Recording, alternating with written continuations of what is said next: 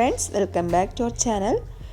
ഇന്ന് ഞാൻ നല്ലൊരു ബീഫ് ചില്ലി മന്തി റെസിപ്പിയുമായിട്ടാണ് വന്നിട്ടുള്ളത്. നല്ല ടേസ്റ്റുള്ളൊരു ബീഫ് മന്തി റെസിപ്പിയാണ് കേട്ടോ. എല്ലാവരും ഒന്ന് ട്രൈ ചെയ്ത് നോക്കണേ. ഈ മന്തി റെസിപ്പിയുടെ ഒരു സ്പെഷ്യൽ ഇൻഗ്രീഡിയൻസ് എന്ന് പറയുമ്പോൾ പച്ചമുളകാണ്. അപ്പോൾ നമുക്ക് ഇൻഗ്രീഡിയൻസ് ഒക്കെ എന്തൊക്കെയാണെന്നൊക്കെ നോക്കാം. ആദ്യം തന്നെ ഞാൻ പച്ചമുളകാണ് എടുക്കുന്നത്. ഒരു 7-8 പച്ചമുളകോളം ഞാൻ എടുത്തിട്ടുണ്ട്. പിന്നെ വേണ്ടത് ബീഫാണ്. ബീഫ് നല്ല എല്ലോട് കൂടിയതും കുറച്ച് നെയ്യോട് കൂടിയതുമായിട്ടൊക്കെയുള്ള ബീഫാണ് ഞാൻ എടുത്തിട്ടുള്ളത്. അത് കഴുകി വൃത്തിയാക്കി നമ്മൾ നല്ല ക്ലീനക്സോ കോട്ടൺ ക്ലോത്ത്സോ എന്തെങ്കിലും കൊണ്ട് വെള്ളം ഈർപ്പമൊന്നും ഒട്ടും ഇല്ലാതെ ഒന്ന് തുടച്ചെടുക്കണം. പിന്നെ ഇഞ്ചിയും വെളുത്തുള്ളിയും ഞാൻ ചതച്ചിട്ടാണ് എടുത്തിട്ടുള്ളത്. പച്ചമുളക് നടുക്ക് കീറി എടുക്കണം. 8 പച്ചമുളകോളം എടുത്തിട്ടുണ്ട്. പിന്നെ നമ്മുടെ സ്പൈസസ് ഒക്കെ കുരുമുളക്, ഏലക്കായ, ചെറിയ ജീരകം, പട്ട, ഗ്രാമ്പു, തക്കോലം അതൊക്കെയാണ് എടുത്തിട്ടുള്ളത്. പിന്നെ നമ്മുടെ മല്ലി എടുത്തിട്ടുണ്ട്. ഇത്രയും ഇൻഗ്രീഡിയൻസ് ആണ് നമ്മുടെ സ്പൈസസ് ഞാൻ എടുത്തിട്ടുള്ളത്. പിന്നെ അറബിക് മസാലയാണ് ആയിരിക്കുന്നത്. അറബിക് മസാലയും എടുക്കണം. പിന്നെ ഒരു കളറിന് വേണ്ടിയിട്ട് ഞാനൊരു യെല്ലോ ഫുഡ് കളറും റെഡ് ഫുഡ് കളറും എടുക്കുന്നുണ്ട്.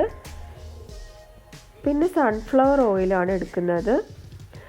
സൺഫ്ലവർ ഓയിൽ ഒരു 1/2 കപ്പ് സൺഫ്ലവർ ഓയിൽ എടുക്കണം. അതിന് പകരം വെളിച്ചെണ്ണയൊന്നും പറ്റൂല കേട്ടോ. വെളിച്ചെണ്ണയൊക്കെ എടുത്താൽ ടേസ്റ്റ് മാറിപ്പോവും. പിന്നെ ബീഫ് ക്യൂബും വേണം.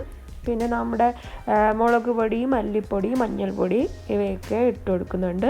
അതൊക്കെ ഞാൻ പിന്നെ ബീഫ് മിക്സ് ചെയ്തെടുക്കുമ്പോൾ മസാലയൊക്കെ വരട്ടിയെടുക്കുന്ന സമയത്ത് മെഷർമെൻറ്റൊക്കെ കാണിക്കാം കേട്ടോ. ബീഫ് ഇപ്പോൾ ഒട്ടും വെള്ളപ്പൊന്നും ഇല്ലാതെ ഒക്കെ എടുത്തിട്ടുണ്ട്. ഇനി ഇത് ഞാൻ ബീഫ് സ്റ്റോക്ക് എന്ന് പറഞ്ഞില്ലേ, നമ്മുടെ ബീഫ് ക്യൂബ് എന്ന് പറഞ്ഞില്ലേ, ഇതാണ് അത്. ബീഫിൻ്റെ സ്റ്റോക്കാണ്. നമ്മൾ ചിക്കൻ സ്റ്റോക്കൊക്കെ മാഗി ക്യൂബ് ഒക്കെ വാങ്ങൂലേ, അതേപോലുള്ള ബീഫ് സ്റ്റോക്കാണത്. അത് ഞാനിപ്പോൾ ഒന്ന് പാൻ ചൂടാക്കി അതിലേക്ക് ഒരു 2 ടേബിൾ സ്പൂണോളം സൺഫ്ലവർ ഓയിൽ ഒഴിച്ച് അതൊന്ന് മെൽറ്റാക്കി എടുക്കുന്നുണ്ട്. അപ്പോൾ നമ്മുടെ അതിനകത്തുള്ള പിന്നെ മസാലയും ഉപ്പൊക്കെ ഒന്ന് മെൽറ്റായി ബീഫിൽ നന്നായിട്ടൊന്ന് പിടിച്ച് കിട്ടും. അതിനായിട്ടൊന്ന് മെൽറ്റാക്കി എടുക്കുകയാണ്.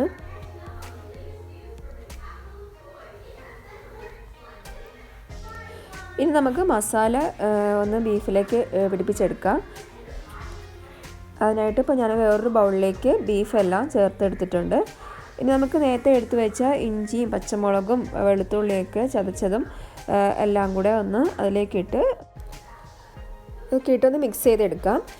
ഇപ്പോൾ ഞാൻ ചേർത്തത് അറബിക് മസാലയാണ്. 1 ടേബിൾ സ്പൂൺ ഓളം അറബിക് മസാല ഇട്ട് കൊടുത്തിട്ടുണ്ട്. 1.5 ടേബിൾ സ്പൂൺ ഇട്ട് കൊടുത്തിട്ടുണ്ട്. പിന്നെ അതിലേക്ക് ഞാൻ കുറച്ച് മഞ്ഞൾ പൊടിയും മുളക് പൊടിയും മല്ലിപ്പൊടിയും ചേർക്കുന്നുണ്ട്. പിന്നെ നമ്മൾ നേരത്തെ മാറ്റി വെച്ച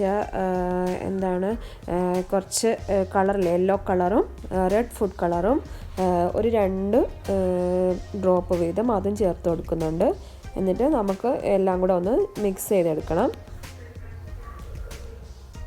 ഇനി ഇതിലേക്ക് 1/2 കപ്പ് സൺഫ്ലവർ ഓയിലും നമ്മൾ നേരത്തെ മെൽറ്റാക്കി വെച്ച ബീഫ് സ്റ്റോക്കും കൂടെ അതിലേക്ക് ഒഴിച്ച് നന്നായിട്ടൊന്ന് മിക്സ് ചെയ്തെടുത്താൽ മതി.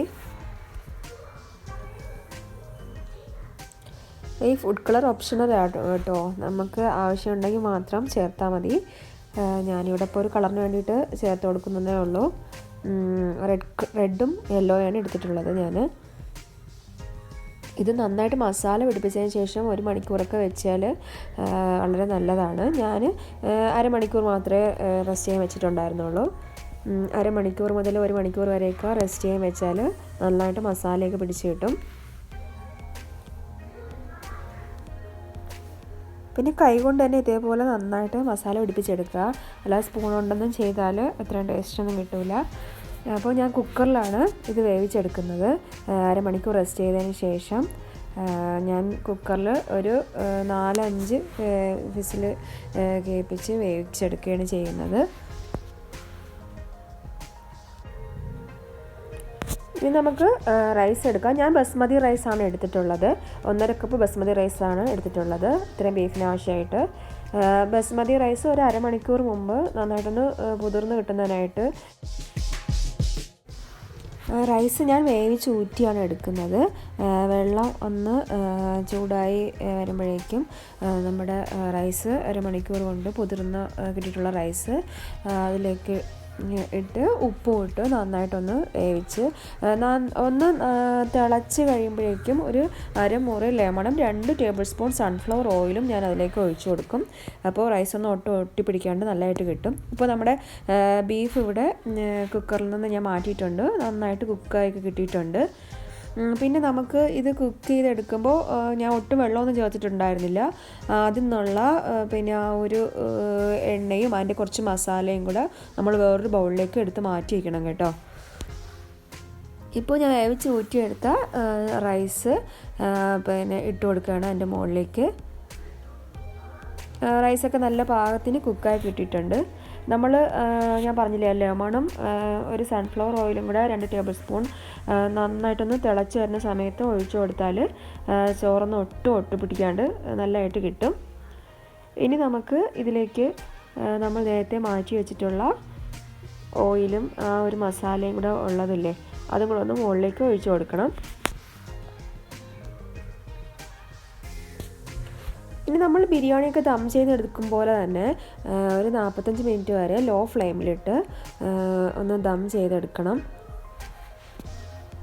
അതിന് മുമ്പായിട്ട് ഞാൻ വീണ്ടും ഒരു 3-4 പച്ചമുളക് നടുക്ക് കീറിയ രീതിയിൽ എടുത്തിട്ട് അതിലേക്കൊന്ന് കുത്തി വെച്ച് കൊടുക്കുന്നുണ്ട്.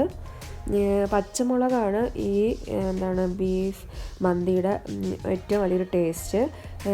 നിങ്ങൾ ഇതുവരെ ഇങ്ങനെ ട്രൈ ചെയ്ത് നോക്കിയില്ലെങ്കിൽ എല്ലാവരും ഒന്ന് ട്രൈ ചെയ്ത് നോക്കണേ. നല്ല ടേസ്റ്റാണ്. ഈ ഒരു പച്ചമുളകിൻ്റെ ടേസ്റ്റാണ് ഈ ബീഫ് മന്തിയിൽ നന്നായിട്ട് മുമ്പിട്ട് നിൽക്കുന്നത്.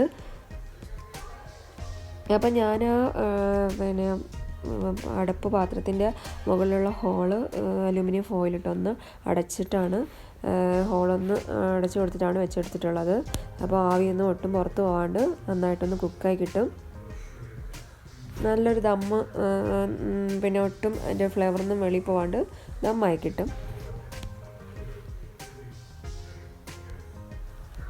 അങ്ങനെ 45 മിനിറ്റിന് ശേഷം ഞാൻ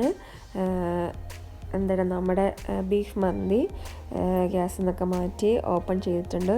നല്ലൊരു ഫ്ലേവറായിരുന്നു കേട്ടോ. നല്ല ടേസ്റ്റാണ്. ഞാനിത് ഇതുപോലെ നമ്മുടെ ഫ്രണ്ട്സിനും റിലേറ്റീവ്സിനൊക്കെ ഉണ്ടാക്കി കൊടുത്തപ്പോൾ എല്ലാവരും നല്ല അഭിപ്രായം പറഞ്ഞ ഒരു ഡിഷാണ്. അപ്പോൾ നിങ്ങളെല്ലാവരും ഒന്ന് ഇങ്ങനെ നോക്കിയിട്ടില്ലാത്തവരൊക്കെ ഒന്ന് ട്രൈ ചെയ്ത് നോക്കണം. ഇപ്പോൾ പല രീതിയിലുള്ള ബീഫ് മന്തിയുടെ റെസിപ്പീസ് ഉണ്ടല്ലോ. അപ്പോൾ അതിൽ നമ്മൾ നമ്മുടേതായ രീതിയിൽ ചെറിയ മാറ്റങ്ങളും ഇൻഗ്രീഡിയൻസിലൊക്കെ അങ്ങോട്ടും ഇങ്ങോട്ടൊക്കെ മാറ്റം വരുത്തിയിട്ട് നമുക്ക് ചെയ്ത് നോക്കുമ്പോൾ അത്രയും ടേസ്റ്റായിട്ട് തോന്നുകയാണെങ്കിൽ അപ്പോൾ അങ്ങനെ തോന്നിയൊരു റെസിപ്പിയാണ് ഇത്. എന്താ പറയുക, നല്ല ടേസ്റ്റാണ്, ഒന്നും പറയാനില്ല. എല്ലാവരും ഒന്ന് ട്രൈ ചെയ്ത് നോക്കണം. അപ്പോൾ അടുത്ത വേറൊരു വീഡിയോ ആയിട്ട് വരുന്നതിലേക്കും ബൈ. Thanks for watching.